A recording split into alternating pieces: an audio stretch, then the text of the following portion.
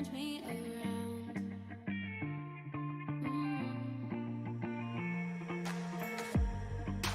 Used to think I was nothing, but look at this love we found.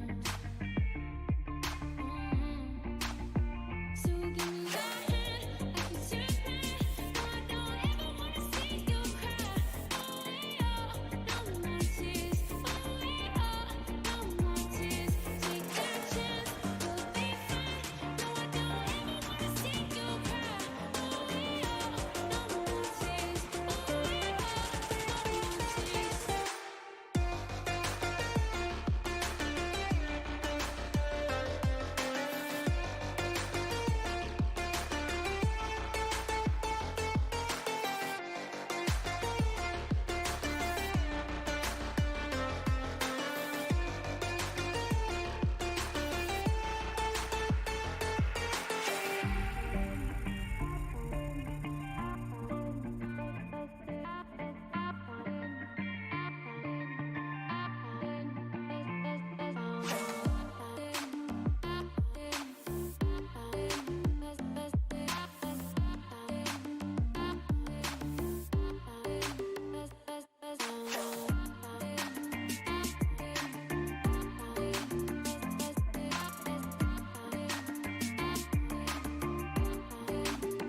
So give me your hand, I can see your pain.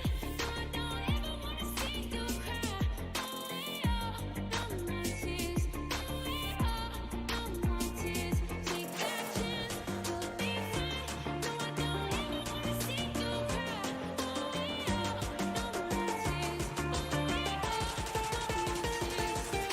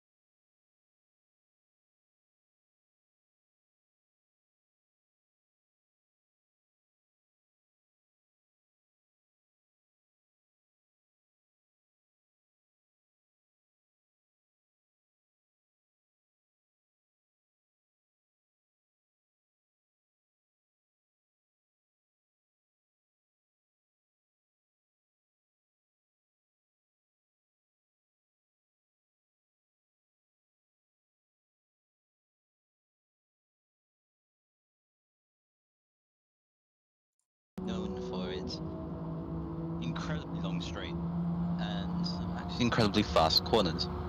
Situation in France, and we're on the outlaps for some certain drivers. We've got 8 minutes to set, which is actually a very short amount of time. 8 minutes to set a qualifying lap around Sarthe. So essentially, they've only got like 2 runs at best, providing the tire wear is any different. But on the outlaps, and they go past straight through, coming up to Mulsanne. In the end of Viper is just coming through his outlap right now. But yeah, one good track after another. Went from Interlagos, now we're here at Circuit de la Sarthe. So that's really exciting here. 7 minutes and 45 seconds to go. And it looks like this. I don't know how the championship standings are currently the situation. I Get don't know. them up. Don't know. You don't know? No. You don't know? Okay. Alrighty. But I would assume who won the last race? Do you remember? It was a sprint and a feature. I think Bodhod went back to back on that one. Bodhod. So we're yeah. going to assume Bodhod is currently championship leader. Yeah, So I think, and then Banana Cat Tire Racing Divisions went up, but it was a really weird like stagger for the constructors. I can't remember, but I didn't even know who won the first race when it happened. yeah, as Viper get half a second penalty for extending track limits there, so he's going to have to slow down before he even. So actually, no, it'll just count away anyway. But there's still 6 minutes left on the clock. This is a very, very short time. Must say. They basically what 2 laps maybe if they pull off the first one. Essentially, they've got it's essentially one-shot qualifying for the Sarthe. 6 minutes and 40 seconds to go. It's typically around about a 4-minute lap with the GT3 cars. So it's only we're gonna see after a time we see Bodhod's car in the Hyundai in the special banana livery, as he's part of the BCP livery, and he's got the banana in pajamas, banana P1 livery it's there. good to see that they're actually rocking a nice livery. Last week it was quite bland and boring, so it was nice to see that they showed up livery-wise. Inspiration from the P2 banana thing. But like I would like to say again, if my mic sounds like utter dog shit, it's because my mic has stopped working, so I'm using a phone, a microphone. So I'm quite angry because it stopped working in the 6 hours that it's been. Don't ask me how. So I'm shopping at the same time. As we continue on, drivers are literally taking a tactical pit stop, so they're not going to refuel. So they believe they can get this fuel, the lighter fuel, the fresher tires, with 5 minutes 33, so they can definitely start their lap time. They can obviously finish their lap time once they started, as some drivers are electing to go out. KD, Carl, and KD and Carl actually choosing to stay out, we believe. So they all go out again for their outlaps. So we might have to go on board with KD, see if he stays out, or did they all pit? I think they all pitted. They would have pitted because they would have had like softs on, but they would rather start on the mediums. but we're doing 19 laps, so that's roughly 4 minutes a lap. We're looking at nearly an hour and a half of racing. Taking a random guess here. That is 4 minutes a lap, 19 laps. Yeah, that's about right. So It's actually no, 4 by 20 is 80 minutes. Yeah, you're right. Yeah. yeah, thank you, I'm a genius. But yeah, so these guys would rather start on the mediums, save as much fuel to limit how many pit stops they're doing. It's roughly probably a 16-second pit stop around here from last season. This was a track favorite. It was around mid-season, this one, but they've opted to change the damage model from light to heavy, which is going back to the season 1 settings. That some drivers may feel like they need to be punished more if they make a mistake, but it's hopefully drivers don't make the huge mistake and hit another car and you both are crippled by it and have to go back into the pit. So hopefully that doesn't happen. Yeah, I mean, it also gives more awareness to the drivers that don't actually become a bit rash, shall we say, when they're doing their overtakes. They actually have to think about their overtakes as well. So it's an important play. So you're better awareness instead of like going for an unnecessary dive bomb and just hitting and sideswiping the other car without sustaining any damage at all. But yeah, so you only got 3 minutes left of this session. No one's yet set the time, of course. So they've got it's one-shot qualifying. Coming up for this 19-lap race around the South. He says it's probably one of the greatest circuits in the world. Also, one of the scariest at times. And long as well. It's a good measure. Yeah, it's definitely long with the back straight. Would you call it a back straight or a front straight? More or less quite frontish, I guess, but they've got 2 massive braking zones they have to look after. If they go too deep, they'll go into the gravel. If they go too slow, they'll probably get punted by another car. So it's really going to be a tricky circuit. If you fall away from the slipstream as well, you're going to be in some trouble to try and keep up with the lead cars.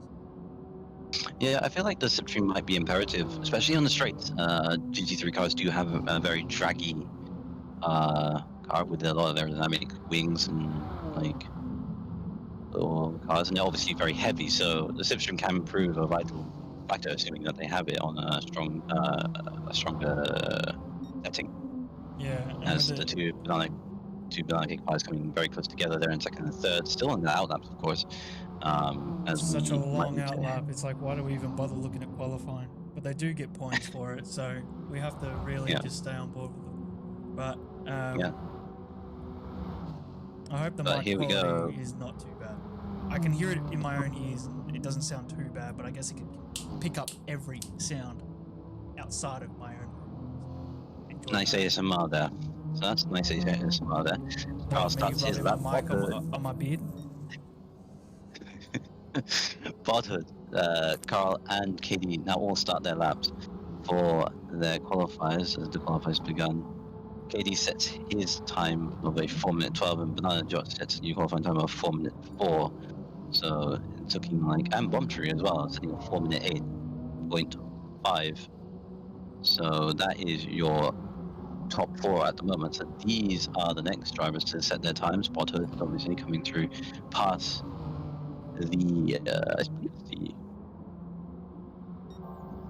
Dunlop curves. Actually, no, yeah, Dunlop curves. Coming up to Tantra Rouge, and then going through Tantra Rouge, going through to the Mont straight.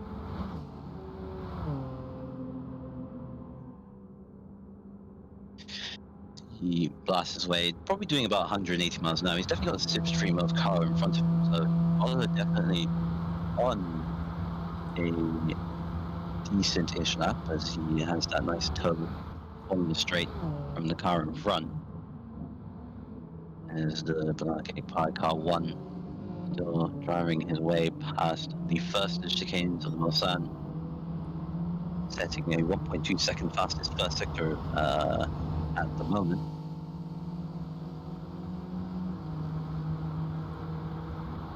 So blast through the second part of Mulsanne.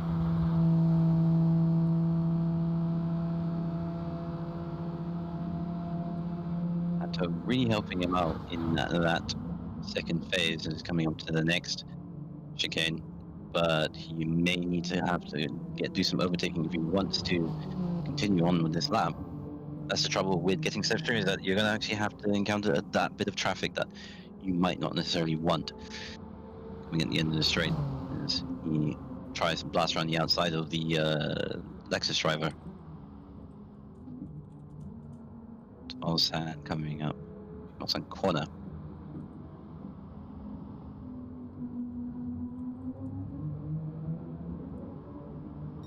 Good run at the exit there.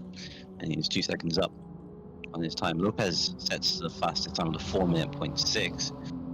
So it's very close to the front. Only 4 seconds covering the top two. So, and a big lap like that is very close indeed. Yeah, we've only got 3 minutes left on the clock here. I'm trying to remember how to switch around stuff, but looking at the times, Lopez, who won the US race in F1, has already shown some great pace here in his first race here. He missed round 1, and he's already 3 seconds quicker than the next driver, who is Banana Josh. Funny enough, who is not in an actual Banana car. He's not part of the Banana King Pirates division. Yeah, he's part of the part of Lexus Smeg's racing team. division. Yeah, he's part of Max Speed. So Yeah, the Lexus cars doing really well. Hyundai doing really strong as well. The Hyundais are very, very fast, as we saw in the first race. But maybe Lopez. What team is Lopez in? Mind you, Lopez is in all these brands. Well, his team. No, let me go up one. Makes sense. yeah, he's part of Toyota. Yeah, the Toyota team, which is Kenny Motorsport. So it's BK's team. Yes. Yeah, so they're in the Toyota Supras. They're very quick cars, actually. Toyota Supras, they're very good in certain tracks. Tokyo is their bet, but Bodhood sets the fast time 3:56.999 and sets provisional pole position. And Banana Josh goes even faster. Goes to second place. Banana Josh in second place with a 3:58. And slots him up into second. Lopez now drops down to third. So Bodhood carrying on his form from the first race, winning back-to-back races, and takes pole position. Potsy also getting second place there, so getting close there from I think 3:57.6 from him there. Second place, but Bodhood doing provisional pole. Curving Texas goes third with 3:58.7. So we got 14 drivers here, and the top 3 covering by nearly 2.5 seconds. Even more close. Vaporize goes even faster. My first sorry, goes even faster with a 3:56.6. 3/10 faster than Bodhood there. So stealing that pole position in the last dying moments. I don't know if there's any more drivers to come. I can't tell you that. Maybe there's one looming around somewhere. Smeg's forever chilling. James is chilling. Everyone else seems like they're. X-Bomb seems like he's on the lap. On his final, coming into the final 2 turns. Yeah, it's 57 seconds remaining. But it looks like he's not going to be any faster for it. It's coming into the 5:20s, so definitely backed out. Yeah, I guess. He's ghosting the whole time, so maybe he's got the game paused or something. Smeg was still in the pit lane, so GT Sport showing great takers in servers. No matter who hosts, everyone's got to have an issue here and there. 2 drivers have missed out, 1 from each team. I honestly don't know. I really can't. I'm just in it's unfortunate. I'm just in no mood. It's unfortunate indeed. But dude, I can't. But I mean, we've got to keep the guys entertained while we race. No matter how annoying my mic is, I've got to think about everyone else here. But we've got Vaporize, who's returned from his 1 race, and it's gone, so I didn't want to look at it anyway. Straight to the race. Yeah, 356.6 was it? Was it 356.6 or 356.3? Actually, 356.3 with pole position from the Toyota. The Toyota's looking very racy here. As we've got Three. Toyota versus Hyundai versus the Lexus. Top three, and we got the second of the Toyota cars in fourth, and the next Lotus, Lexus, sorry, coming in there as we come to the starting And grid. we've got a Lights out. huge amount of racing. 19 laps here going into turn one. I think who's the Lexus that's in the middle had an electric start. It was Banana Josh. Already jumped up 3 positions. Slots himself into P2. We've got 3 cars going side by side. Going into the huge braking zone here. And look at all the Banana cars. They're all hitting each other, bumping and barging. With this new heavy damage model, they most likely already have front wheel suspension issues. But Yeah, it's all very narrow and tight coming up to Tetra Rouge now as the lead, your Bothood leads the Grand Prix, getting a good start actually, overtaking Vaporize. Viper's banana, one of the Banana picking up one. cars. Ooh, there's Off into two the Lexuses gravel. going at each other. Yeah, two Lexuses coming together. That's Bomb Tree and Carl with KD. So the two The- Lexuses in the the wall, Ameri- and they're still hanging Oh, into each other, wow. and they all got 1 second penalties. Or KD getting a half a second penalty for good measure. So bumping and banging is giving them penalties. In the early phases, it's 19 lap race, but they're still going on it. It's the 420 car of Bomb Tree still going side by side. Actually, we see the battle between Lopez, P7 there, and Blanking Pie in the third of the Banana cars, going in 6th place. So we also got another half second for Stone Towel in the Kevin Texas up into P5, of course, fighting his way, getting a Potsy in the Lexus there. So as we head into the second chicane, it's all going up. Banana just now leads the race, with Bothood now losing out from Slipstream. Viper Z is now in P3 from all of this. So the Slipstream effect is definitely taking a toll on these 3 drivers, as well as Bothood seems to size up an opportunity coming around the outside here, coming into Mulsanne, as the Lexus and the Toyota go side by side. And we got the next set of cars as Viper Z and 2 Lexuses from behind, Otzi curving Texas. Just Lexus and Toyota, should I say, of Otzi and curving Texas coming into play. There's 5 cars now coming to the straight and coming up to the second part. Straight coming up to Indianapolis, the run to Indianapolis, as it's still a Slipstream fest coming into the first lap. Just still leads the way. Botted still in 2nd place, and there's still going side by side going into Indianapolis now, as it goes flying past here on the outside, and they'll be able to get the move done. As now Viper Z is now starting to fight back, losing that position earlier on, and now getting around the outside of Banana Josh, and coming into now the run up to the Porsche curves, as they all start to go line of stern again for more Slipstream action on lap 1.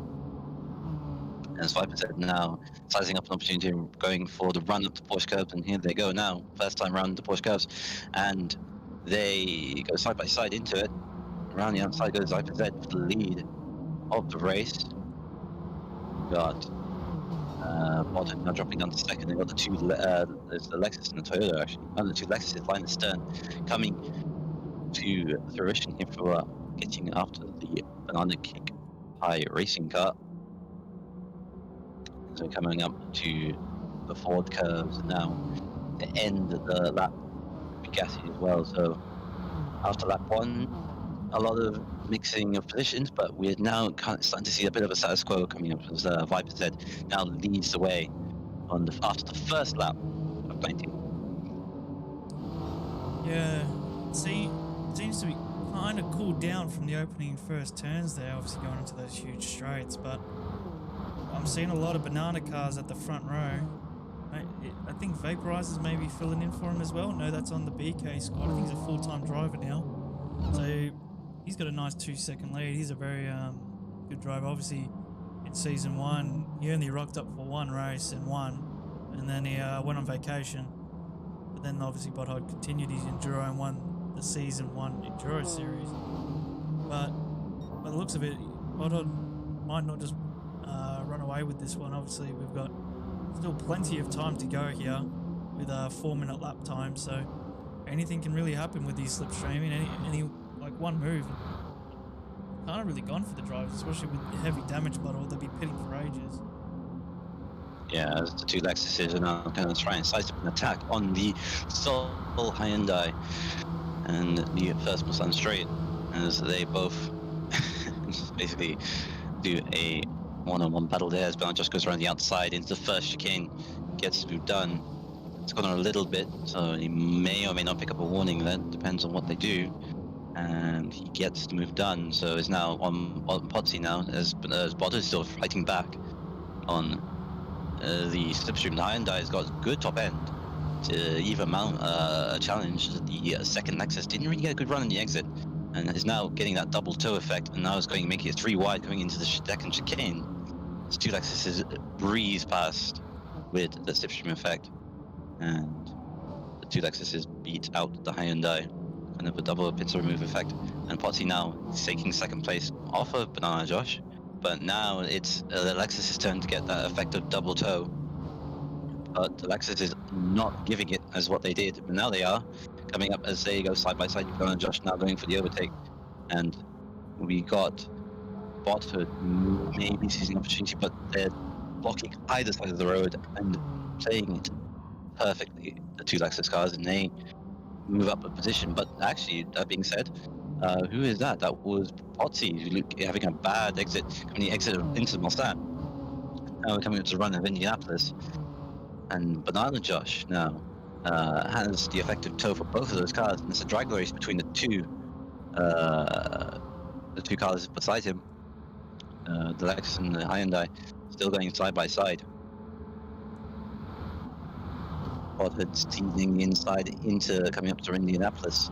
Bothood now staking in third place, so that bad run for Potsy kind of hampered him in the Indianapolis, giving him that effect there. So now coming up to the next few corners here, coming up to run the Porsche curb.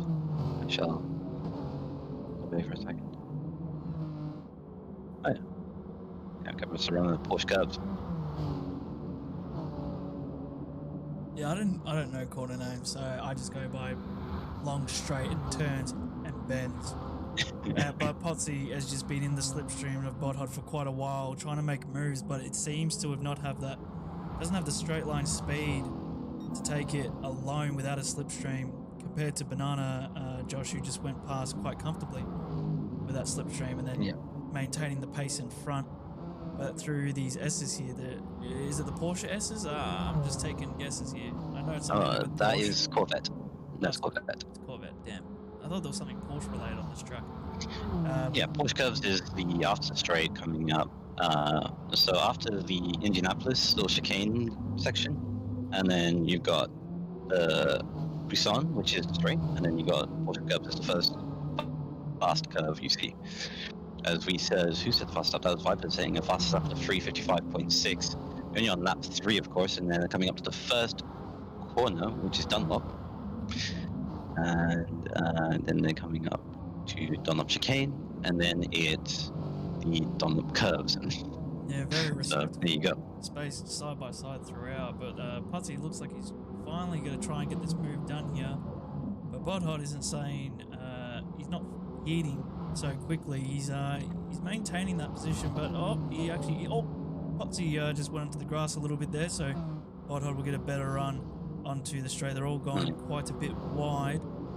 They might get some time penalties added, and those time penalties they can reduce slowly over time, as Potsy does, of course.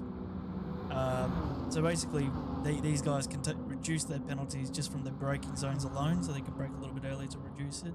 But over the duration of this hour-and-a-half race, they'll get rid of these penalties slowly over time. They don't have to do it straight away. Compared to the esports events, where if they get time penalties, there's dedicated zones. Oh, as someone goes completely... Ooh, yes, misses the braking point completely. That's one of the Toyotas. Curving Texas, and he gets spawned back to the circuit. Obviously, the game has certain registered zones where you can't obviously straight line it, so the game just puts you back and you lose a lot more time, plus a time penalty to it.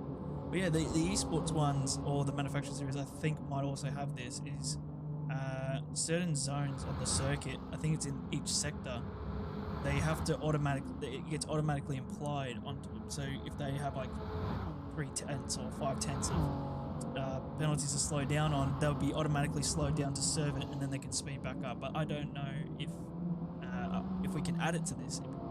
I reckon it'd be really good if we added to it, force them to complete it on a straight, keep it competitive. Yeah, I believe that's only in the sport mode. That's where they have the event where you can have designated times. I'm not sure if it's in like casual multiplayer though, which is what this is. But as we're only on lap 3, of course, still 16 laps to go. As it may not sound much, but for this track, it does. It is a lot.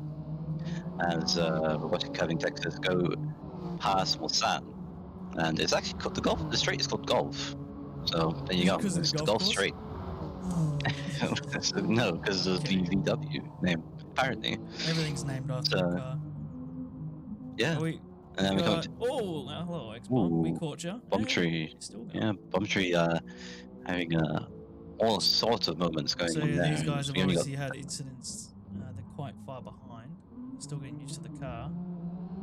As Yeah, I can KD see is that like on the big KD's coat. got TC on. James Cruz obviously has everything off. TC and I think ABS is a must in this game. It's just impossible. So I don't blame them, but the TC, these cars are so heavy. There's no really a need for them. ABS is fine because ABS is in fine, the but- GT3 cars they hello, tend to use Lopez. You've ABS. gone deep. Ooh, as Lopez, yeah, going very deep. He's definitely got damage somewhere because he went very deep and his car is like wiggling about. And it's the second Lexus, or the third Lexus of He doesn't seem to the have damage apologize there. listed on the left-hand side, bottom left. You'll be able to indicate if he's got some engine issues or front left or suspension issues. We'll go back to the front of the grid. Obviously, all these guys are stacking up penalties slowly, but Aussie and Botthod are still going at it. Botthod got the position back. I think all these guys are on mediums to start off with because the tyre tread isn't dying as quick as what they did in season 1, which was start on softs, send it, and then go to mediums and hards for the rest. Because the reason why these guys will be pitting is mainly not because of tyres, it's because of fuel.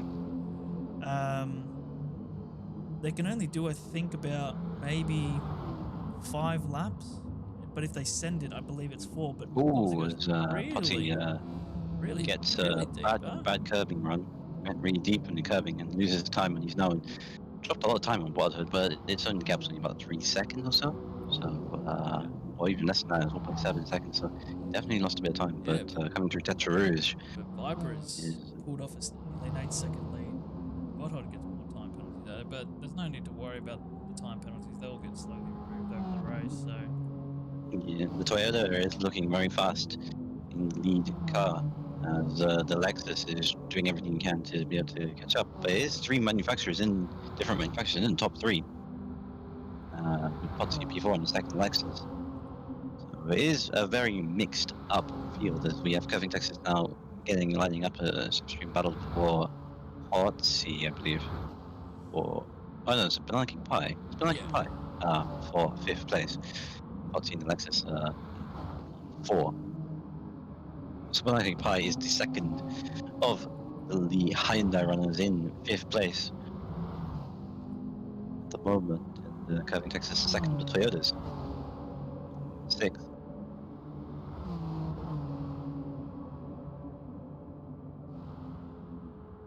The Toyotas are looking very strong here in the early phases of the race, as we have like an 8-second gap between the top 2 drivers of Vipers and Banana Josh. So we want the field starting to spread out a little bit in the early part, trying to find their way. Manage time pressure. Oh, we got a slow car. Is that Potty going very slowly? Potty's going very, very slowly. Wonder what happened there with him. Probably missed a braking point and had a poor exit. he's got As damage. he's got he probably missed his braking point. He's got major damage, and that's We'll check if Botthod awful got news, damage as like- well. No, he doesn't have any damage, so he hasn't hit the back of him. Yeah, Potsy's losing a huge amount of positions. Obviously, he's going to be struggling with braking and also turning into these low and hard braking zones. But he most likely will have to pit. He could probably put, obviously, fresh tires on. You got a limited amount of tires you can put on, and he'll probably top up the fuel to max. So he'll drop down. This has kind of hurt his strategy as well. But anything can happen. There's still plenty of time in this race. It's good to have a lap counter rather than just seeing a visual timer saying that there's like 50 minutes left. I feel like it's always a bit slower when you see a timer. Yeah, he gets another gained of time penalty as well, so it's like an extra. So he is definitely struggling after passing. After going on the straight, I think he's probably either missed his braking point, and then just think we saw him like struggling with brakes earlier, actually coming up to the Dunlop chicane, and definitely probably had not enough tire grip, or he just lapsed of concentration, perhaps, maybe of that. But coming up to push curbs, the two cars in front of him going side by side there. Curving Texas is still fighting with Banana Kick Pie. Curving Texas taking that position off Banana Kick Pie for 4th place, and going past now, coming up to Corvette. We got Banana Kick Pie still in 5th place. Curving Texas up to 4, so Toyota 1 and 4.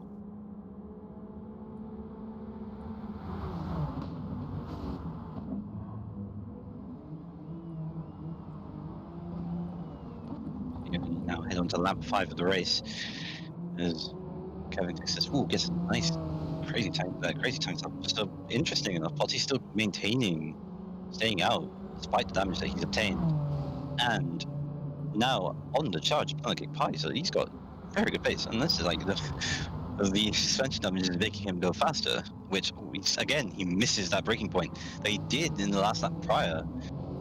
Did Potsy. It's definitely not liking the braking in to Dunlop chicane, and he has to he definitely use doesn't. a bit more time. He's absolutely struggling. He's decided not to pit, so he wants to finish off the strategy. But overall, stay on board with Banana Cake Pie. I need to go do something. So take over. You've been doing most of the work, heavy lifting. So hopefully these guys give you some action for a good minute or so. I'll be back. Alrighty, so even though I can't change the camera angles, we're going to have to continue with the Banana Cake Pie and Curving Texas battle then for P4 and P5. Naturally, we can say that they're going side by side, actually. So going through to the first chicane, Banana Cake Pie takes the inside line. Curving Texas still has to settle for 5th place, so this is going to be a long old battle for 4th place of the second Hyundai and the second Toyota cars. Driving along as the Curving Texas now gets a good slipstream for the second part of the Mulsanne.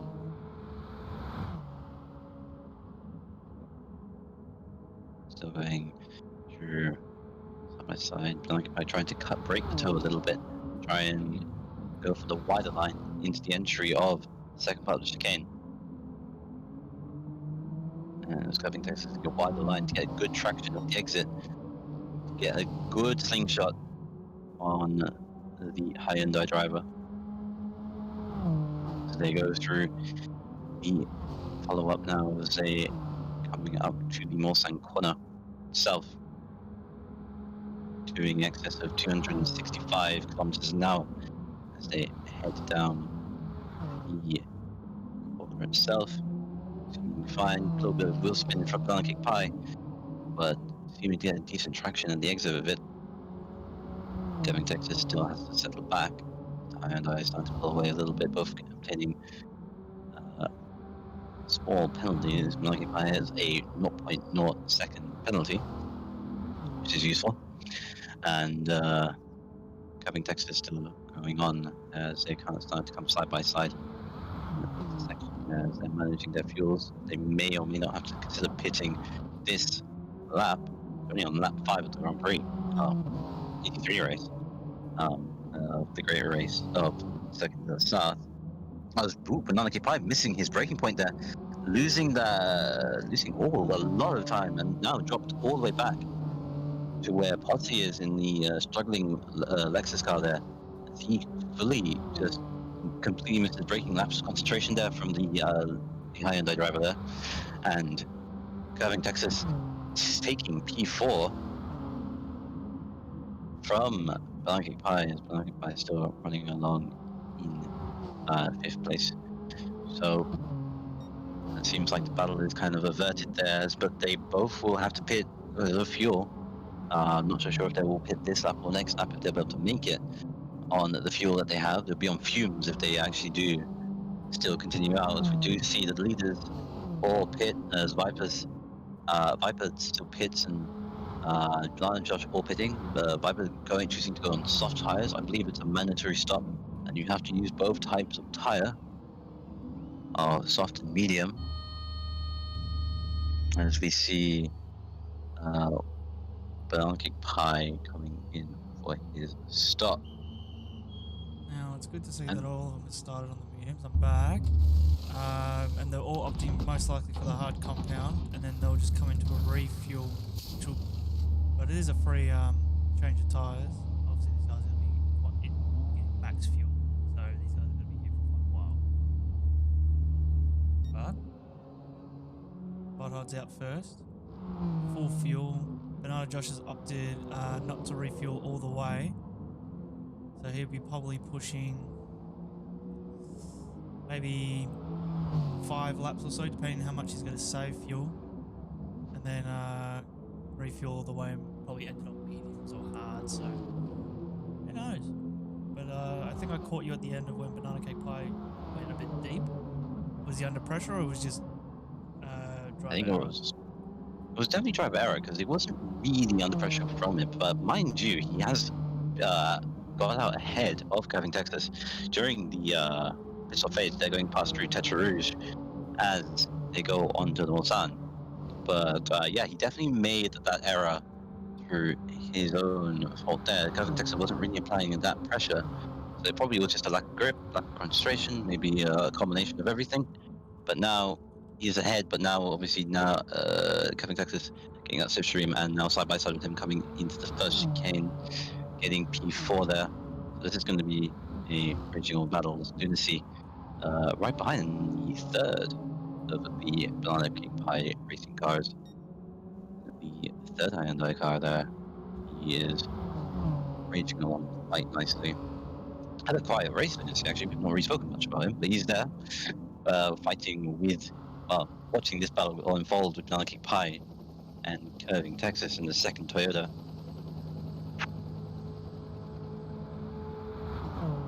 As the Toyota has a very good top end, using all of his power and still maintaining the Hyundai Banana Cake Pie.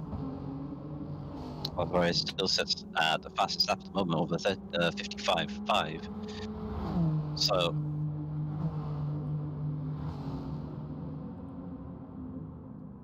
early days, of course, but Banana Cake Pie getting a half a second penalty for qualifying in third as Curving Texas, as the qualifying strictness is very strict, shall we say.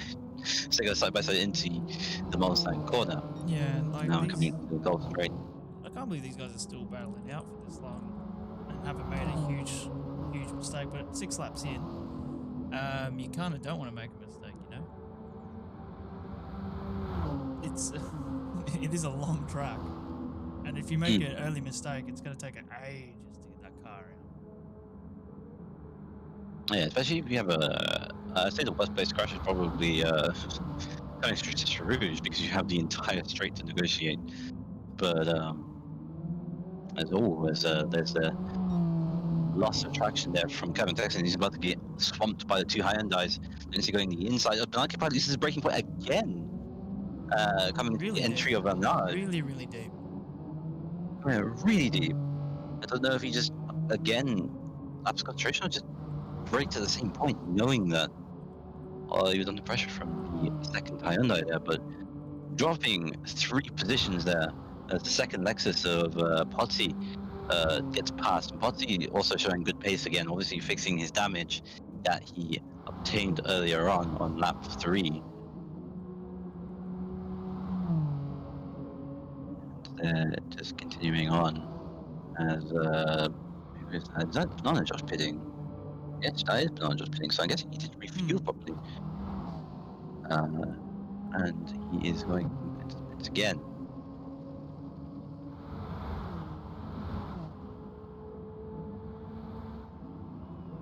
Oh, there's a major battle between the Lexus and the third of the Lunacy, getting all out of shape into the forward curves.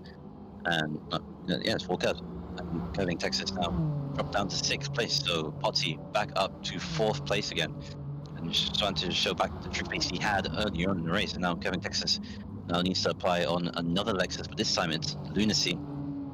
Again, like I said, we haven't really spoken much of Lunacy. He has been kind of anonymous, but doing really well in 5th place. Second of the Lexus cars now, as Malaki Pi did make that error in Arnage. Going past now to GT3. You fly past, and he's got the slipstream of the second Lexus there of Potsy coming through.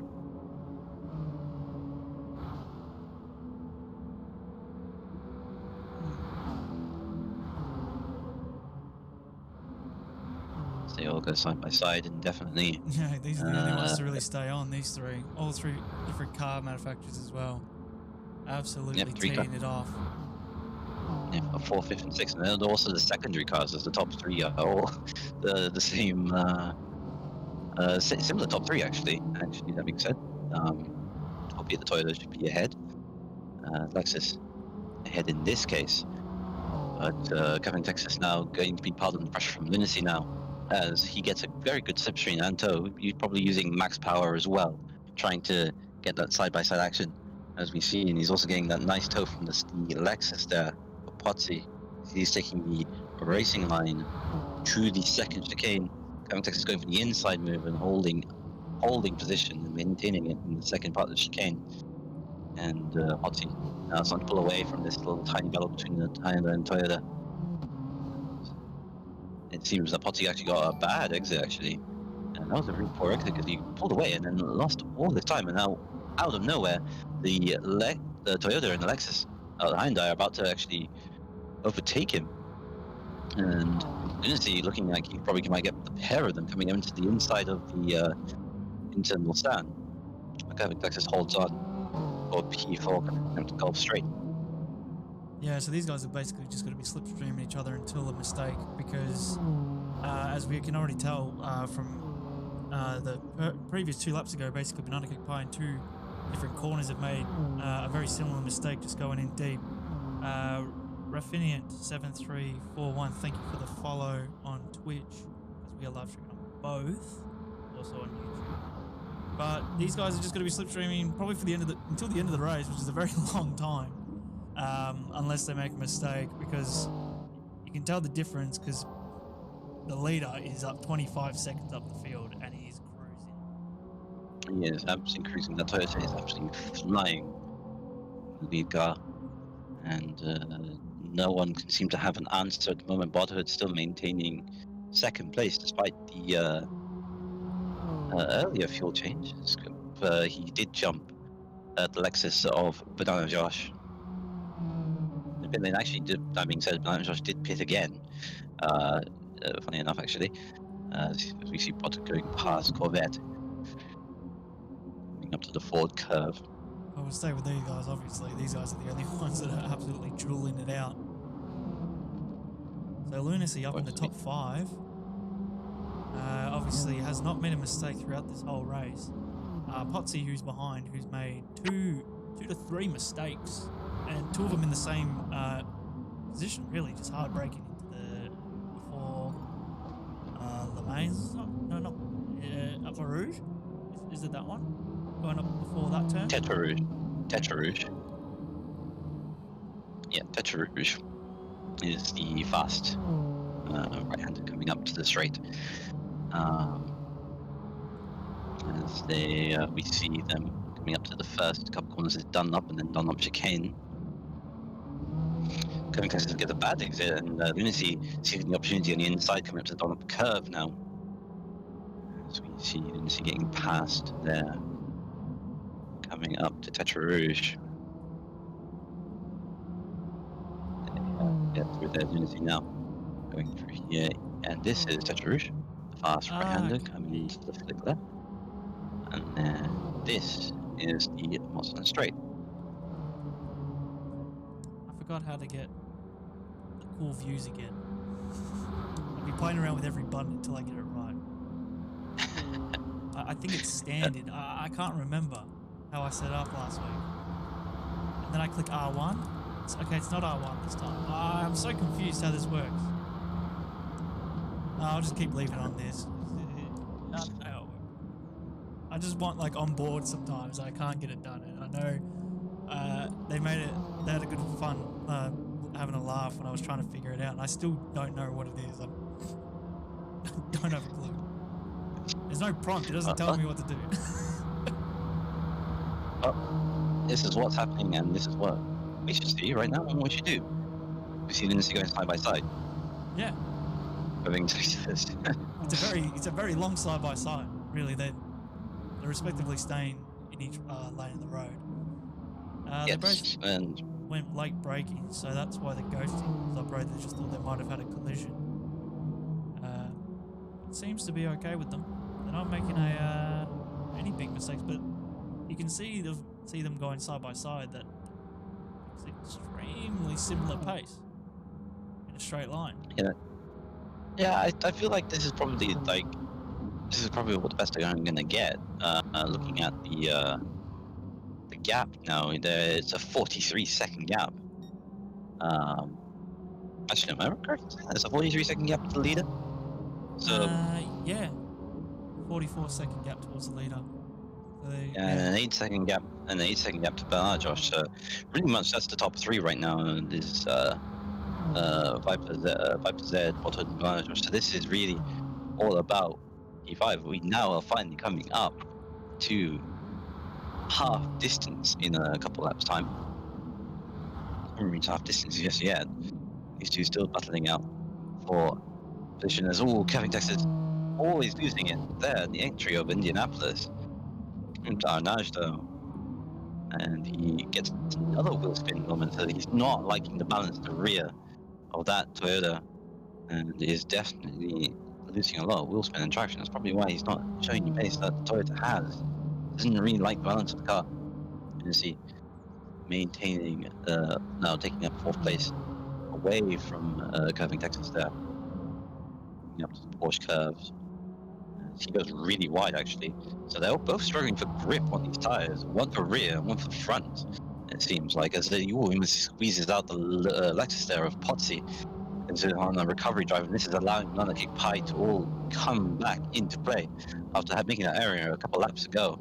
So Gavin Texas now leading his 4-car train to Hyundai and that sole Lexus. And we come now to the Ford curve, and as they go almost side by side, Potsy holding position there in 6th place. Was looking at the move in the inside, but obviously it narrows up and tightens up coming the last bit. But again, Lunacy getting a bad exit in the final corner and then losing out to the Lexus, and he's given the position to his teammate Bernard Pai, who he feels that has the better pace. Lunacy dropping back to 7th place after one point was in 4th. As Kevin Texas goes deep in the first Dunlop, and that allows Potsy to get up to P4. So everyone's just switching up positions all over the show as the 4 cars jostle for positions. As Penelope Pai now has the size of opportunity from his long-time battlee from earlier on, Curving Texas. Coming up to Tetrarouge, and all go flying through. And all now allowing Potsy to now finally pull away. He was 4th place earlier on. He was actually fighting with Bodhood in the earlier part of this race, but now he's seeing the opportunity probably just to stay and maintain 4th place, but he's still going to be under pressure from Curving Texas and Banana Cake Pie as they all go 3 wide almost. And with this extreme effect, naturally, Banana Cake Pie will probably blast his way through back up to 4th place, coming to the inside of the first chicane, but Kevin Texas not having none of it, still holding about the outside, but losing that back end when he's been struggling the most. Occupy holding into 4th place, and we got the second of the Lexuses trying to get that extreme effect, but the straight line speed of that Toyota. Definitely using max power here in the next phase of this straight. It's his tactical move, and we'll see if Blanky Pie chooses to defend. He doesn't. He gives him the spot and the inside to the second part of the chicane, but it will be the outside. But it doesn't even matter, as Kevin Texas has that top end and goes into the inside in the front for 4th place. But Blanky Pie will definitely want that position back with the slipstream effect again as they go side by side again, with the Lexus seeing any opportunity arise, but not really pulling away as he has his hazard lights on. Kevin Texas seems to go side by side going into the Mulsanne and still maintaining that lead. So at the top end, and that Toyota is starting to show and still maintaining that position as we got the Lexus now at position for Blanky Pie, but doesn't really matter because Blanky Pie is trying to try and come back through Gulf and run up to Indianapolis. So we'll go side by side again. They are due to pit stop. They're due to pit in the next a few more laps. There's definitely going to be a 4-stop race. It's looking like that's going to be the race strategy for some of these drivers, or they could elongate a 3-stop if their fuel consumption is very good. But we've got Kevin Texas still maintaining that 4th place. This hotly contested 4th place with the 3 manufactured teams all fighting it out.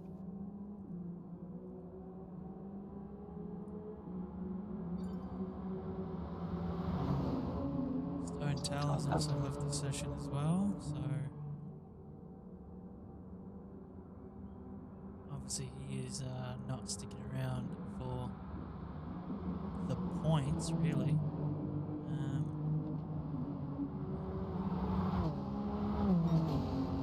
Definitely not. Decided to call it a day, but still, I don't know how the point system works because we don't have a standing. But I digress.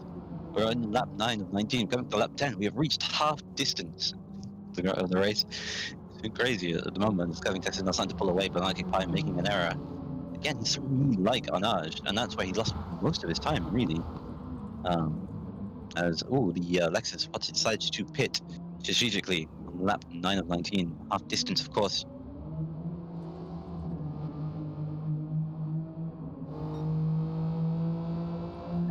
We go past it already, as Lunacy and Potsy do pit for their respective fuel stops. 5% still continues these way, but now it's Blanky Pie and Kevin Texas goes deep again into the Dunlop chicane and has to concede the position to Blanky Pie for 4th place. He's done that twice now in both laps. It's kind of showing a sign of probably tire wear, because I believe Potsy did the same thing. Chantal joins back, so probably it was just a disconnection. And he goes and says hello. Coming through Tetra Rouge, Blanky Pie now taking 4th place in the second Hyundais by Bothood in P3. It seems to be all on his own, not Josh. They're all thereabout.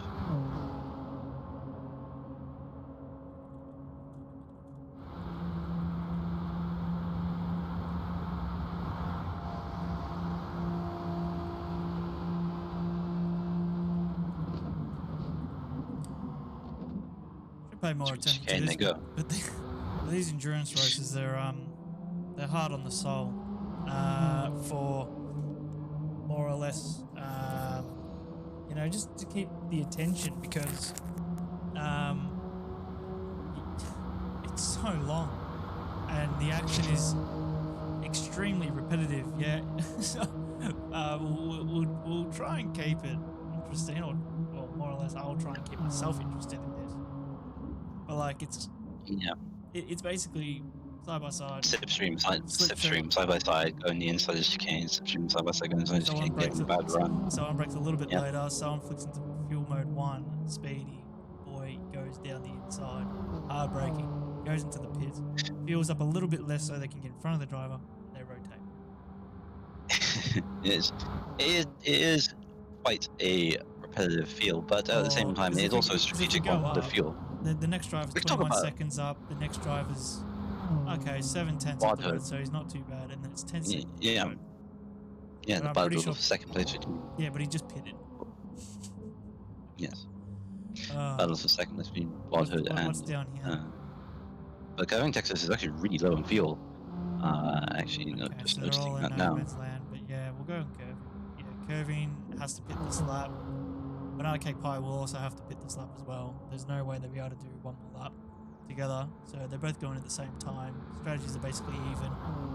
So it's basically a race into the pits to see who can get in first, because you can just drive straight in. You don't have to slow down for a pit them or anything like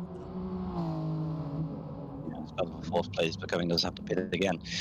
Yeah, but as you already say, it is very repetitive, but it can be enjoyable at times when you're going side by side, doing the same thing over and over again. But it's just all about. That's the beauty about the Le Mans race, is that it's all about concentration at the end. If you lose that concentration, you lose tenths, and then you probably just lose. And it's all about you trying to rebuild that concentration all over again. So it is an arduous race and long, but we're only reaching half distance. So I'm guessing maybe 45 minutes might have been just about enough. So that's in like a lap or two time, but another 40 minutes, so we'll probably reach the 18-minute mark of this race as they both come into the pit lane. Despite Banana Cake Pie having way more fuel, feels that the tire wear isn't there yet, as they both pit. Milan and Josh also pitting, so Button now retakes second place.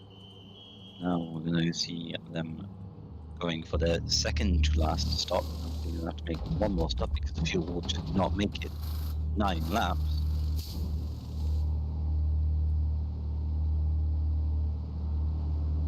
Big vibration. Big vibrations as you hear the engine noises of Banana Cake Pie car 4.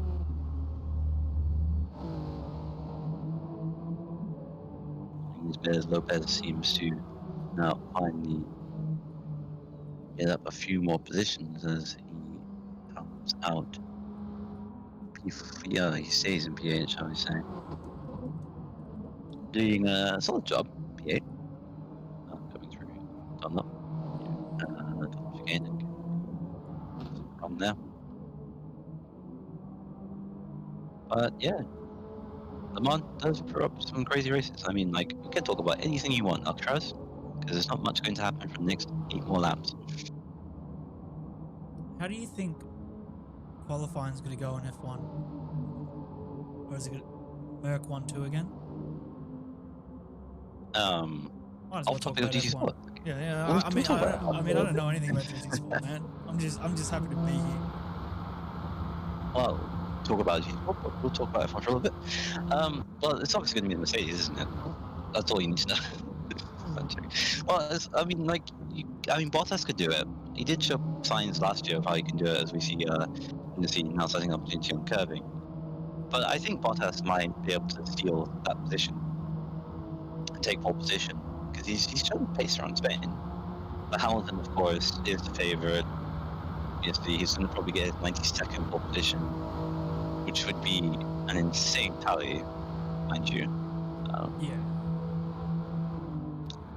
But so let's get the position. But I think it's going to be a Mercedes 1-2. But it's not about how Mercedes 1-2. It's about the gap really between them and Verstappen really, because Verstappen's probably going to finish third.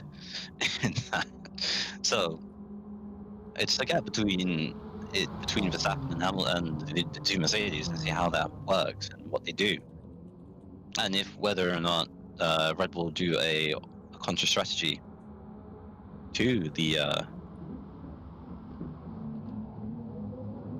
Yeah, that's basically how it's going to go down. It's going to be Merc, even though they're taking that qualifying engine mode out. I think that's going to affect the lower teams more than them in hindsight. that's if not it does being come hap- down to pace, because we already know Merc at the moment is the best overall engine. Ferrari doesn't have that package yet. Red Bull's kind of reliant on it. But yeah, maybe it will even affect the Renault package, because the Renaults have been upgrading their car quite well, especially in the at Silverstone. They got a P4, nearly got a podium, and even in the second race they had pretty good pace. So, but coming into Spain, yeah. Who knows? It actually probably could kill Williams more than anyone else. Maybe, I don't know. First time we won't see George Russell in the Q2, maybe. He did struggle in the practice sessions, but I was just looking at the practice 3 crash actually.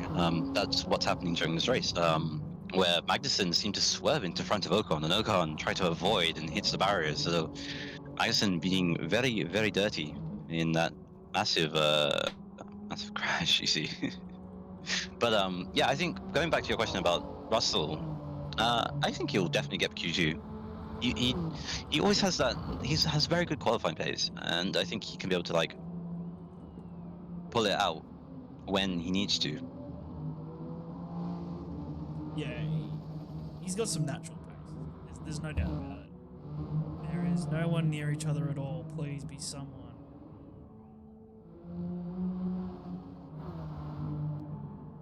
Oh, I guess curving. 1 second difference to lunacy. Oh, as he goes. He missed. Yeah, he's been going deep in that corner for so long. There's 7 to go, of course, but they all have to pit again. There's not much really to talk about really until the final stint, which would be in 3 or 4 laps time. But the gaps, the only gap that we really have to think about is when they do make that final stop, is how this is all going to plan out. None of this is really going to make much of a difference until we see that final stint, and then we know which battle is where. At the moment, it looked like Bernardo Kickpie was going for 4th place, but now he's all the way back in 7th. And at one point, it looked like it was going to be Potty going to get 4th, but he's now, well, he's in 4th right now, but it all does depend on how this all works out. As we have PK in the he is spectating. Yeah, Kenny, Motorsports owner and as well driver, who's had issues trying to get this session going, as well as the Smegs, the 2 team owners could not race. How's it going, BK? You might liven up this race a little bit, being in the chat. Yeah, man, I have about 15 minutes before I have to head off somewhere, so I'll give you some quick wisdom for the next 3-4 laps. But yeah, I'm going good, man. Unfortunately, we couldn't get that 5th Toyota fired up today, so you know, I was talking to boys in the garage, and we thought, all right, so what's the most effective strategy to get points? So we thought, chuck Viper in the car, I'll sit out, and then I'll get on the pit wall and parkour as the boys. So Viper's in P1 at the moment. You know, it's looking good at the moment to get the win, and unfortunately, we had a problem on that 5 car as well. So only 3 cars left in the field, but I mean, Viper absolutely killing it today. Curving, he's been in the wars, but he's in the clear at the moment on his own in P5, so hopefully he can catch Potsy again in P4, and Lopez on debut as well. P8, solid result so far. Yeah. Yep. Yeah, it will be extremely solid for you guys, especially coming from round 1. Yeah, I was a little bit zoned out. I'm still looking at cables. So yeah, it's going to be constructors-wise, because unfortunately, I didn't get to see the standings coming into this round. Oh, I mean, that's all on me, man. yeah, I sort of forgot to put them out there, but pretty much, I'll quickly get them up right now, and I'll quickly read it out to you. But I do know that the Banana Cake Pie Racing division did have a hefty lead heading into this event. What was the point difference between that and max speed? And max speed, I think it was like 200 plus or something around then, man. If you give me about 30 seconds, I'll give you the exact amount. Okay, At the moment, the max speed, which is the Toyotas, I believe, right? They are about max speed are the Lexus cars. Kennedy Motorsport are the Toyotas. So they've got Banana Cake, Banana Josh in P2, and then Potsy in P4. And Potsy in P4. P4, yeah. So at the moment, it's Banana Pie Racing are not having the strongest race that they could have done, but the Toyotas are doing really well, as Toyota's leading and in 5th place. But like I said, we don't know how this race is going to pan out until we see the final stints. As Lunacy, Banana Pie, Curving, Potsy are all battling for 4th, but the gaps are so spread out due to the different strategy. Widespread. It's just. Yeah, so we'll have to wait and see the final stints to figure out what's going to happen. And that's the issue with refueling, is that refueling does not make continuing. This is the reason why refueling doesn't make continuing races, is because nothing happens until the final stint, and all the stints are meaningless until we get to the final stint, where it just becomes thing. It just happens to be a pit lane strategy. But that's why refueling should be banned in F1, and it should always be banned because it's boring. But I digress. Yeah, on that well- part 13. Yeah, well, I do have the confirmed point standings right now. So after round 1, the Banana Cake Pie Racing Division had 1,035 points. That is 224 points clear of max speed. They have 811. And then in last, unfortunately, I hate to say this, but it's my team with 738 points. And considering the amount of cars left per team, 5 for the Hyundai team, and then 3 for Lexus and 3 for Toyota, I personally see the Banana Cake Pie Racing Division lead expand. I think they're going to get even further ahead, but unfortunately, they're not going to be able to continue their win streak. And unfortunately as well, Bodhod is not going to be able to continue his record for most consecutive race victories, because if we want to put last season into effect, he is currently on a 3-race win streak, which is the current record. So his win streak at the moment looking like it could go down the drain at the hands of Vipers. Yeah, the Vipers is doing a solid job. I don't know what the gap is between him and second place is at the moment, but it is a 1 minute 10 gap between him and Curving in the second Toyota. So he is pulling out all the stops for the Toyota team. Yeah, he's looking really impressive today, Dougie, and if you can believe it, the margin between first and second in last season's Le Mans race was 1 minute 30. It was 1 minute and 30 seconds last season separating Bodhod in P1 and Curving Texas in P2. So, surprisingly, this is, in terms of the lead battle, this is actually the closest Le Mans race we've had. I mean, after only 1 race of the GT Sport League, it's hardly ever surprising. Closest But it's Le Mans race. still- The guy's 47 seconds ahead. Yeah, last season Bodhod won this exact race by 1.5 minutes. So we've cut that. So we cut that down to 45 seconds, everybody. That is incredible scenes. There's still a lot of laps to go. So, Still a lot of laps, a lot of racing. As- That's not going to happen. And speaking of, the Vipers in the Because pits. hey, So we'll They're see going- what Compane's going to go on to for this last stop, boys. So he's going to the end. Surely it'll be medium tires to the end. Or does he feel that soft tires will just keep it to him? He chooses he the chooses soft tire. He chooses the green tire. The green tyre. Yeah, we're going off the rims, aren't we? He's just gonna go Good. out softs and send it, because it's the fuel that runs out before the tires. So And yeah, he's on the soft tyres again. So Viper, he's just going to look to push onto the end. Remember as well, you get 5 championship points for getting the fastest lap. So that will be one thing that the drivers today will be opting to go for. And I think that's what Viper's going to do right now. Try and, I know he has the fast lap at the moment. He probably will try and get it again to extend that flex. And also, boys, if Viper wins today, he will continue his 100% winning record, as he won both the 2 races he entered last season. He won both of them, and at the moment, it's looking pretty likely that he's gonna win again. Yeah, as he overtakes Banana Josh, who he's yet to pit, so expect the gap to just increase ever more. Wait, it wasn't actually. It's 24.5, so not 25 seconds actually. So he still maintains the lead, should I say, mind you. Bodhod now attacking Banana Josh now for second place. Gap is between 2 tenths. Obviously, they're running low on fuel. Both cars, I would believe, are running both. Are they both running low on fuel? So this is a legitimate battle. Well, Banana Josh is looking just a little under a half tank. Bodhod, yeah, they're around even on fuel. They're around. Yeah, so even this is on legitimate. fuel. So this is a legitimate battle for second place. Bodhod overtaking and Banana Josh. For second place. So yeah, Forces him a Bodhod little bit wide around. and So Bodhod up in the P2. Bodhod as well, he's the Season 1 Enduro Cup winner. So pretty much, when it comes to endurance racing here in this league, Bodhod is your guy. He's the top dog. He really enjoys this Le Mans circuit. He won it last season. The victory is looking unlikely today, but P2 could be on the cards. And these two guys right here, Bodhod and Banana Josh, they're currently first and second in the Drivers' Championship. Smeggy is P3 in the championship. Unfortunately, they couldn't get that car started today, meaning that in terms of the championship, it's really between these two at the moment. between the Lexus and the Hyundais, yes, but with that, the lead Toyota having a 1 minute lead, a 27-second lead actually. At the moment, it looks pretty ominous, and the Toyotas are going to come back with a vengeance for the next few races. Assuming Curving Texas and the who's the third Toyota? In the race right now, it's Lopez. Lopez. Lopez in 9th place, I believe.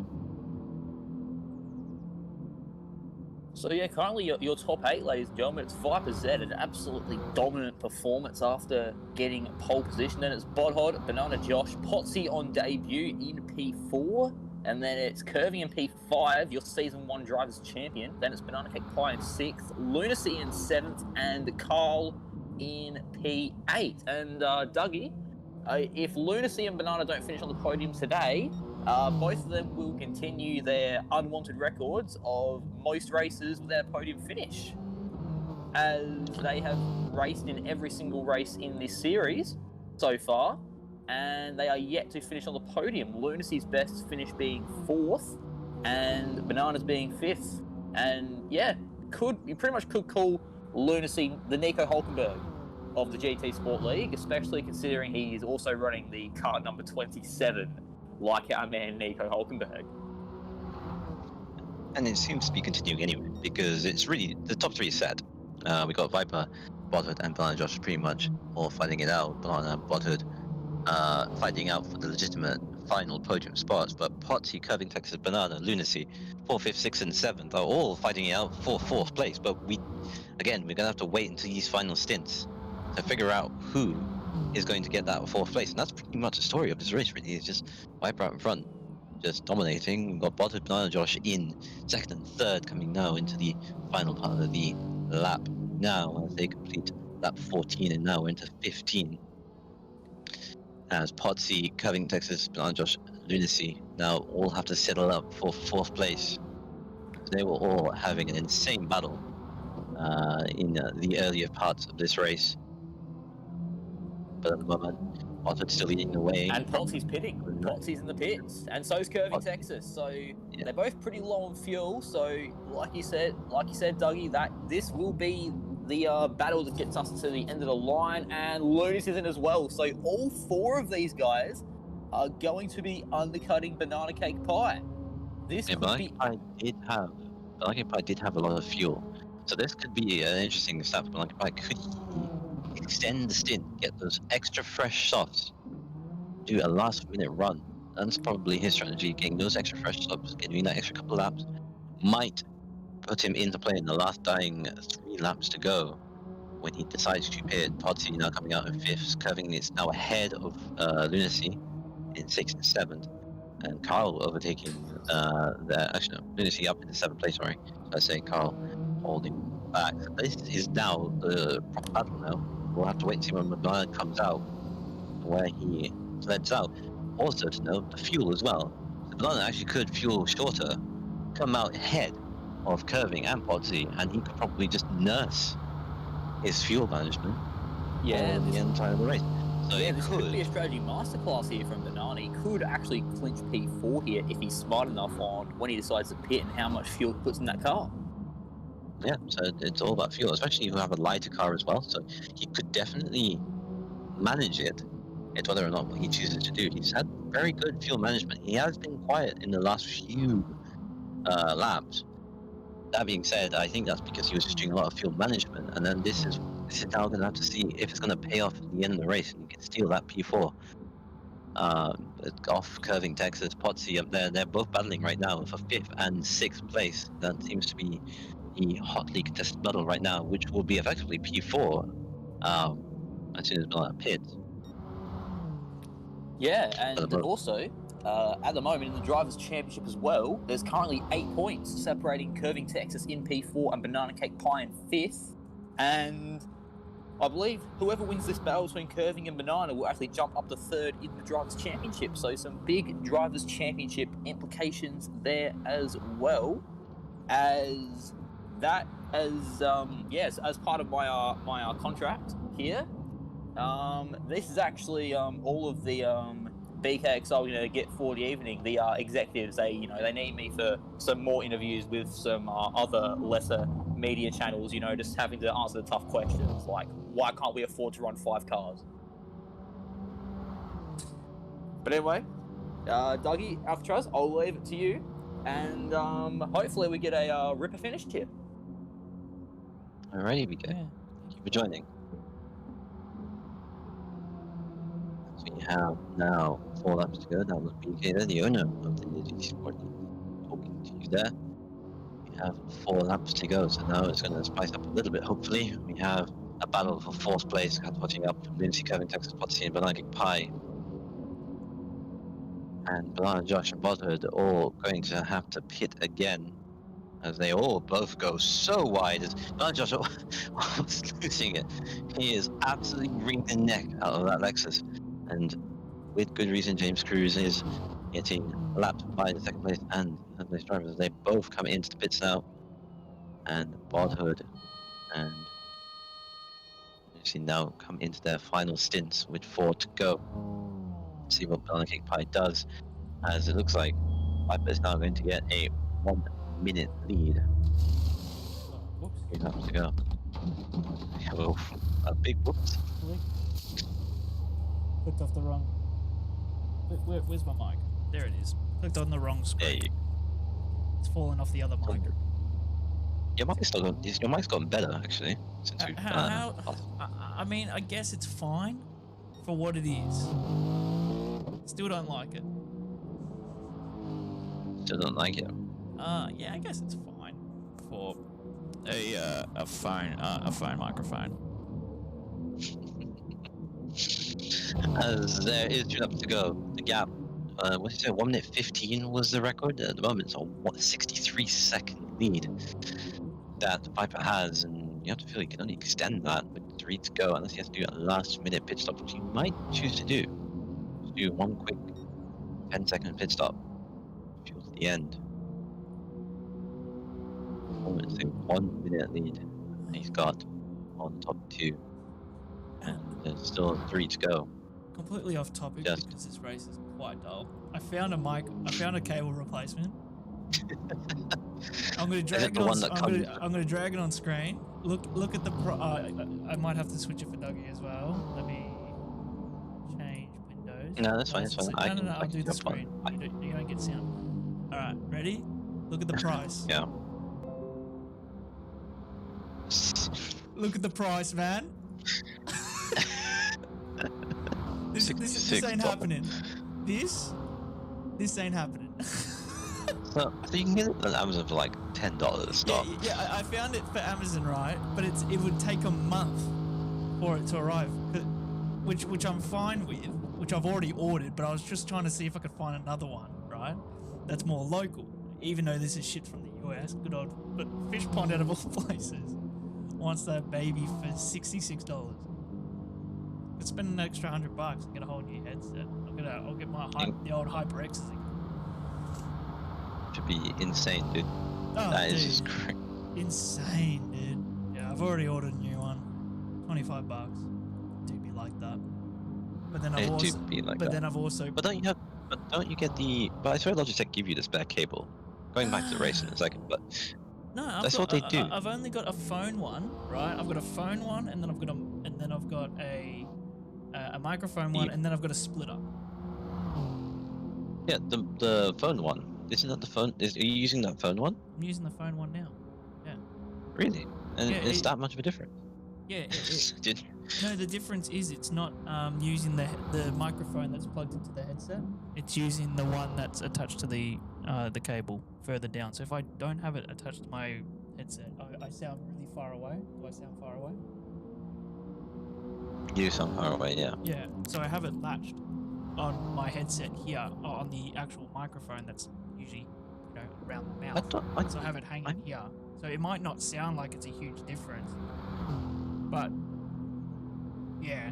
It's annoying. It's annoying. Yeah. I get you. And the whole cable length is cut in half. So it's not a long cable. It ain't thick. Thick at all.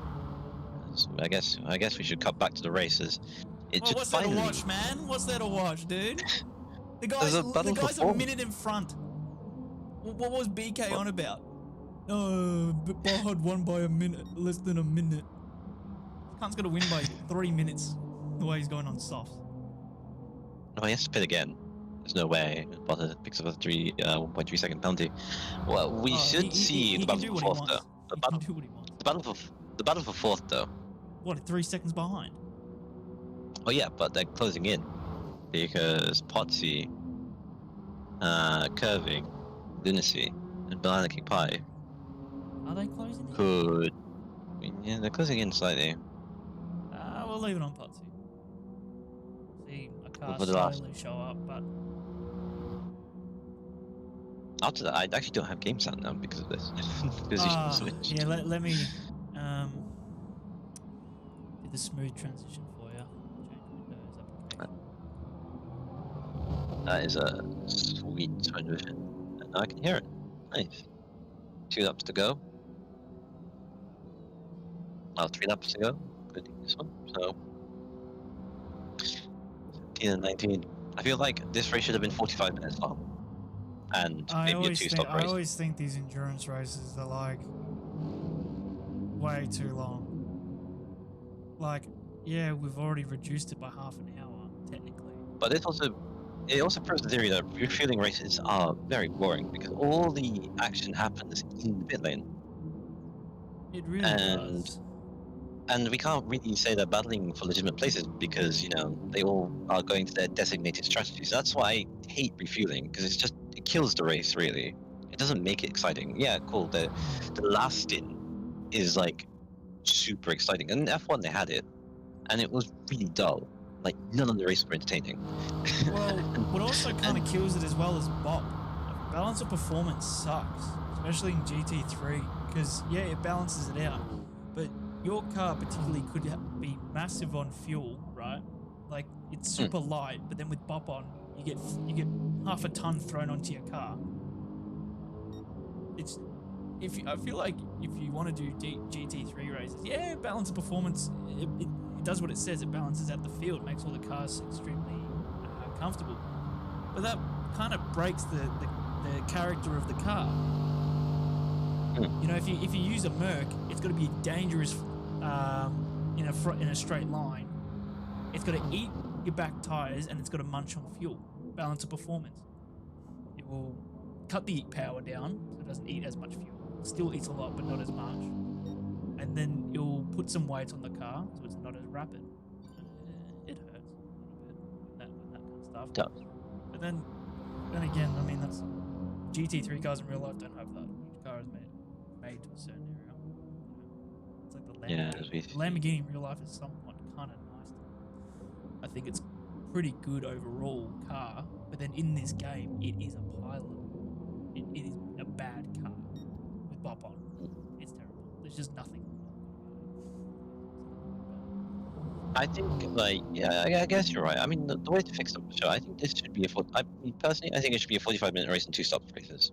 And the fuel shouldn't really be a huge factor because refueling doesn't make it just balls out the races, really. Because like I said, all of the action happens in the pit lane, and you can't see how it's unfolding. Like I said, all of this action now is happening now with 2 laps to go, when nothing was pretty much happening for the 17 laps that was happening as Viper's planning pit for his final stop and going for fastest lap, having an ultra dominant run and having a 40-second lead once the times all shape up.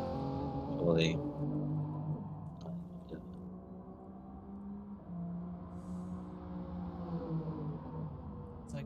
really want to do interviews after this? I mean, we should. I guess we should. We should.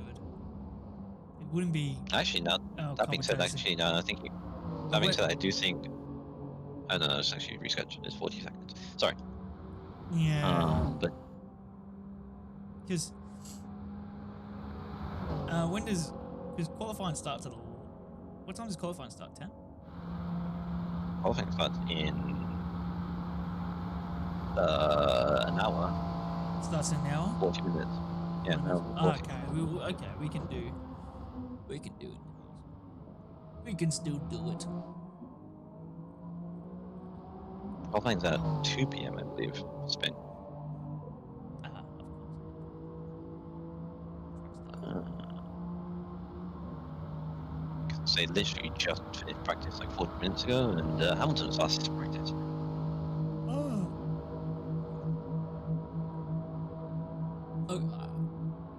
for Comcasters that do like endurance races like this, how the fuck do they stay entertained? Because they talk about, do you know what they talk about? They actually talk about Formula 1 and other things, other sports. They just talk At least about the three of it. sports and all the time. Yeah, that makes sense. Oh, I've actually Or got something. they will, they just don't talk for like a good like hour or 2 hours, and they just leave it on like you just watch the race, Yeah. so you don't Just actually enjoy commentate. it. Yeah. Yeah. Like, did you watch the taking it extremely far away from motorsport? Did you watch the cricket against the England versus is it Sri Lanka? I did They're versus now, yeah. actually. I did watch Yeah. the highlights of that. Oh, you watched the highlights, yeah. It's a pretty good match. Yeah, it's funny how Stuart Broad's finally getting back into it. Yeah, he's going back into form. Yeah. It's been how long? How long has it been since he's actually last played? It's been a while, Yeah. sure. But like, how was the run out?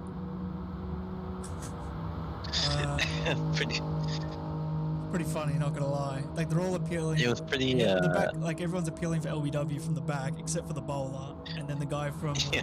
from Gully just absolutely gets Sends it. it's the one guy. Yeah, just sends it. Speaking of sending it, Dex just sends it up like a pipe. But yeah, it was kind of just a crazy ass run out kind of situation. Unlucky in some ways.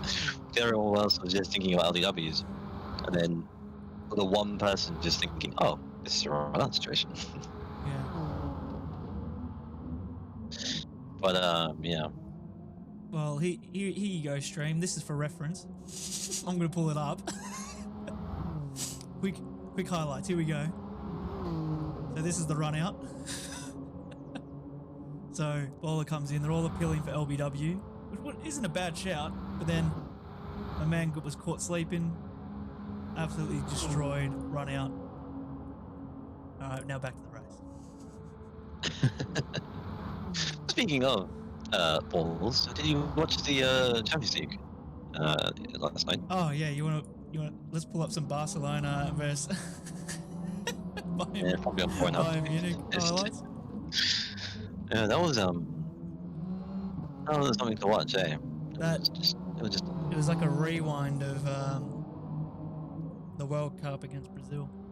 Just a bunch of Germans just destroying them with pure class, with their own techers.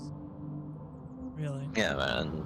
Yeah, but some of them actually currently Barcelona players. Like Coutinho scoring twice for his own team Oh yeah, out on He's loan. dumb. Yeah.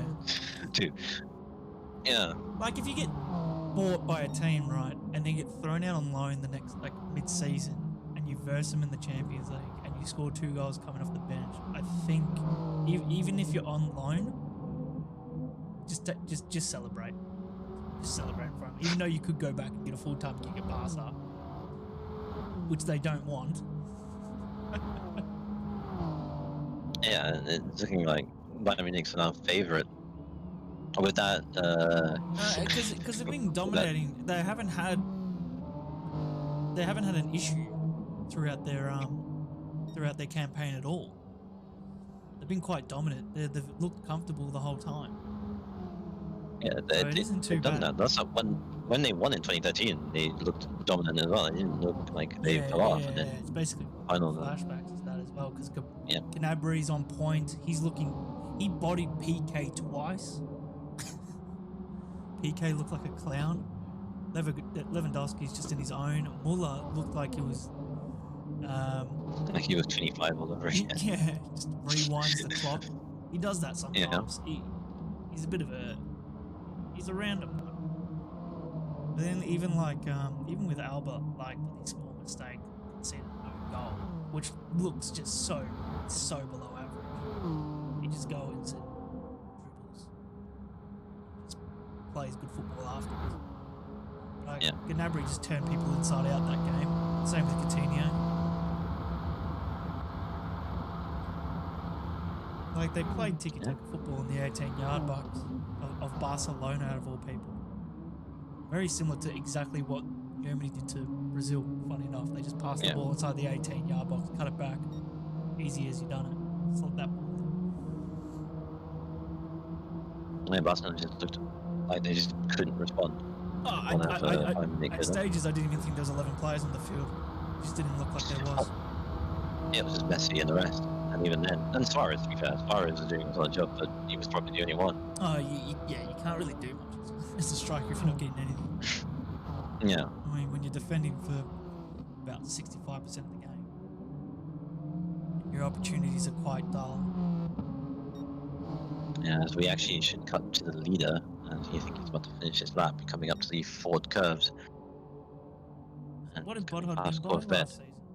BK was mentioned. A minute and 15, but this is going to be shorter. It's this- 45 seconds. Well, yeah, this lad did hit, and also that the whole campaign of this race is 15 minutes shorter. So he was on track of easily pulling the difference, as well as he did stop for a small soft run. So Viper on But his return gets P1, and it took 1 hour and 16 minutes going on to 17. Just enough of just a good amount of fuel. Bodhard, who won last season, he's got 3.7 seconds to his name. So GT Sport Banana Josh won't jump him if he crosses the line with those time penalties anyway. Yeah, you could just serve it on the last corner if you wanted to. Yeah, 2/10, but that's a good 34 seconds difference towards Popsy. And Lunacy, who's actually battling his team owner. There might be some team orders. There's actually a bit of a the line, funny enough. Do these guys just slow down to have a battle? Yeah, 5th, 6th, and 7th. Yeah, it's all big battle for 5th, 6th, and 7th, having Texas and the 3 Hyundais. All line astern, essentially, besides the Toyota. I wonder if there's going to be team orders between these two, because Banana is swerving all over the place. Yeah, as the Flickering to Gracie. Toyotas. It'd be a great move if Lunacy lets Banana Cake Pie go and then just take it off him when he's got that time penalty. Imagine they come together in the final lap. That would hurt. Please. It'd be funny. It would be fun. Mr. P2B2 Banana getting frustrated with the number 3. Oh, he is slowing down to get rid of that time penalty. But that might Martin does finish second, Blanche just third, but Potsy. but Kevin's got 8 tenths on him as well. As Lunacy's just pulled 5 tenths as a time penalty, but he actually Banana Cake Pie is gonna flash. He's gonna actually not get it. He's not gonna get it. Yeah, he's Just a never bit gonna slow. Lunacy. Must have ran out of fuel. No, he's got plenty of fuel. It's taking P5. Let's see, Josh. Blanky Pine P8, P6, P7. Curving P8 for Carl. As he comes to finish off Lopez in P9 after the 3rd Toyota.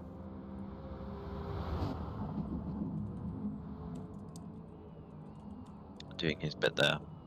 As KD finishing in P10, and there should be one more car after that. As Carl finishes a grueling race in 1 hour and 18 minutes. Lopez taking the position actually off Carl. Time penalties. KD coming up in Lieutenant James Cruz was actually the car that was a lap down in P11, so we only had 11 finishes of the 16 runners that technically started. Here comes Katie now in 10th place, the 4th Hyundai cars doing their bit to get the points in the end. Come And, on, yeah, speed it up. this you could definitely just straight line it because there's no point. Oh, DNF. thank goodness. You did. I'm kidding. He's still running. He gets P10. Don't know why the He game gets P10. didn't just let him go, but Yeah, we but go. dominant display, pole position, fast start, race victory for the Toyota driver. But dominant display, winning here at Sarthe. All right, guys, we're just going to go for a small intermission and trying to get these drivers into some post-race interviews. We'll be back shortly.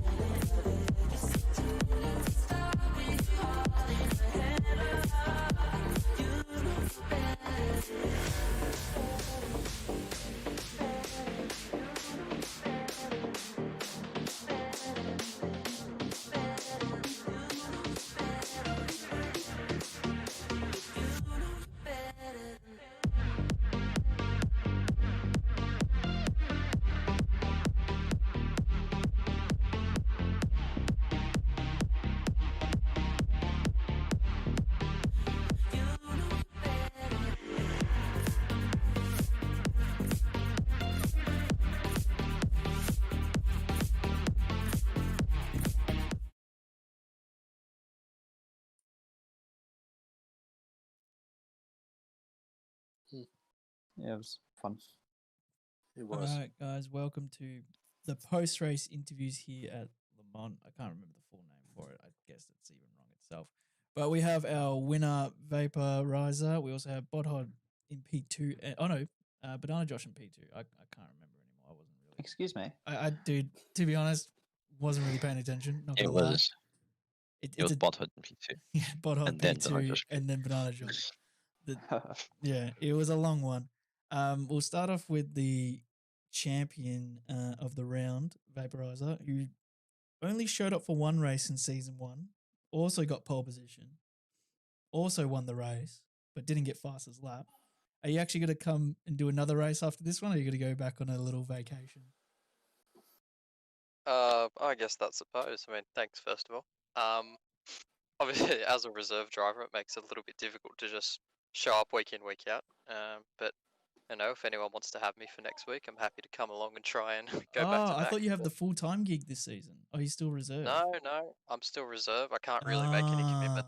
Okay, So- okay. I was wondering. I thought you got the full-time gig this.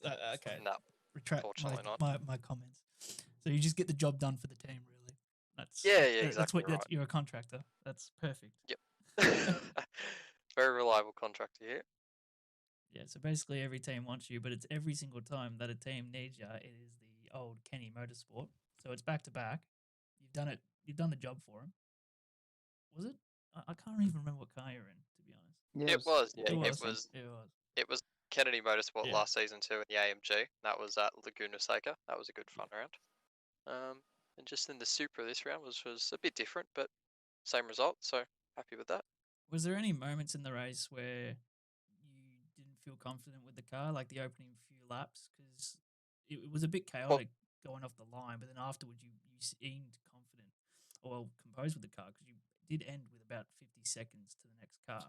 Very similar to Bodhod's experience last season. Did you pit more Yeah. just to get the fastest lap as well, or just go with the flow? So that's the thing. So early on, the car was it took a little bit to get used to. It wasn't quite what I'm used to GT3 cars at the moment, so it took a little bit to get used to the Supra. Obviously off the line, I got swamped at the start. Those guys had a ripper start behind me, and I fell back to P3. So I was just trying to keep it a little bit more safe, make sure I wouldn't put in a wall anywhere. But eventually, I just sort of found a rhythm, and I didn't have to pit for to get the fastest lap. It would just sort of came naturally in the soft stints, but Yeah. it really came into its own. And Le Mans is definitely a super track. I feel it's something that really complements its strong points. So it definitely made life easy for me. Yeah, because you definitely look comfortable out there after the first couple of laps, just getting that clean air. But we'll go to Bodhod, who actually got P2 after me not realizing.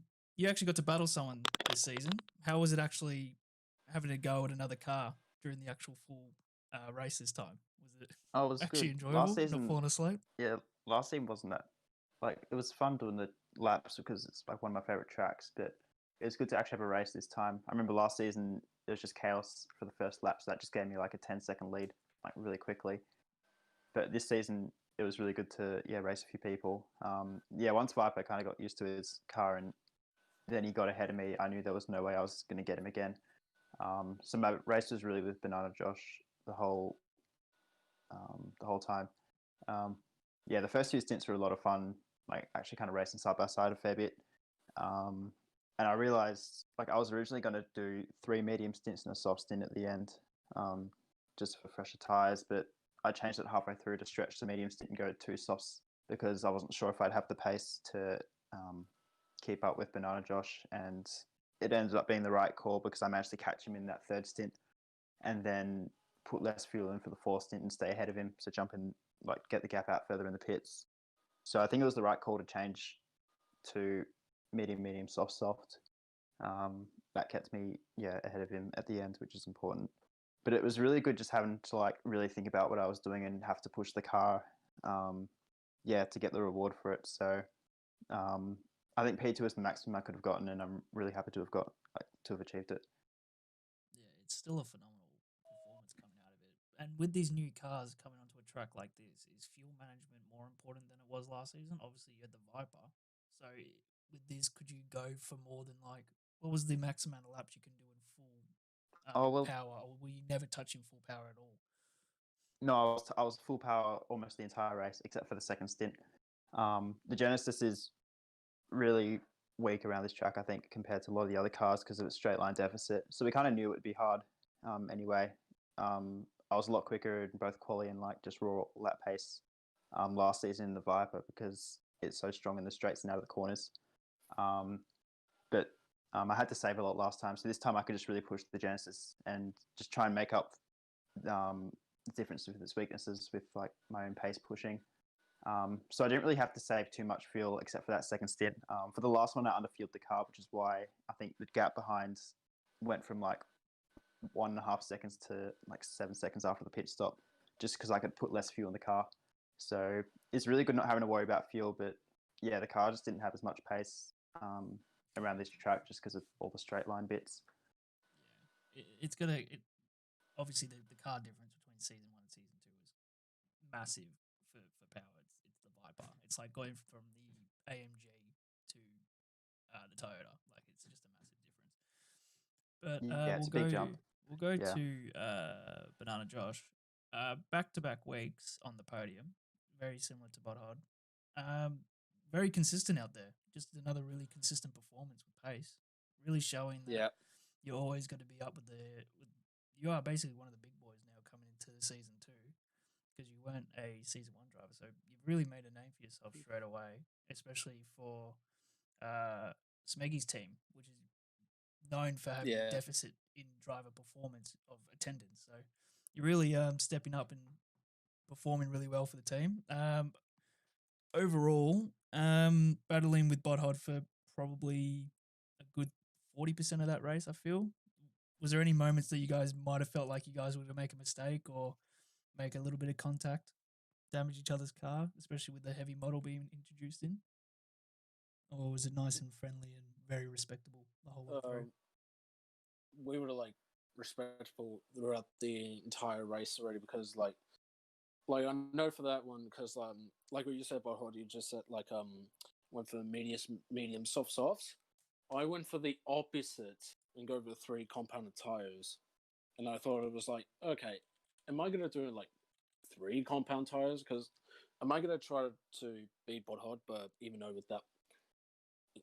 with the how am I gonna say this like some like fuel saving, he might have a chance to like get the good chance to be the real championship contender. But then, all in all, I feel like this is a really good race already. If I didn't get like 3 compounds, I think like the 2 compounds would have been insane for me because I went for like mediums, then hards, and then softs, mediums, and then softs to the end.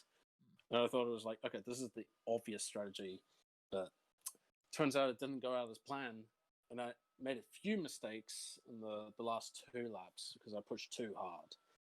And at the end of it, it's just a great racing between Bodhod and myself. We had a great battle, and we'll just see throughout the entire season, and we'll see where the championship goes. Yeah, exactly. It's about the long haul here, especially with normal races like the sprints and the features, also with the endos coming in. Yeah. Where with your car in particular, was the tires dying before the fuel was running out, or was the fuel always an issue? And you No, could always just I push think on it was every tire? both.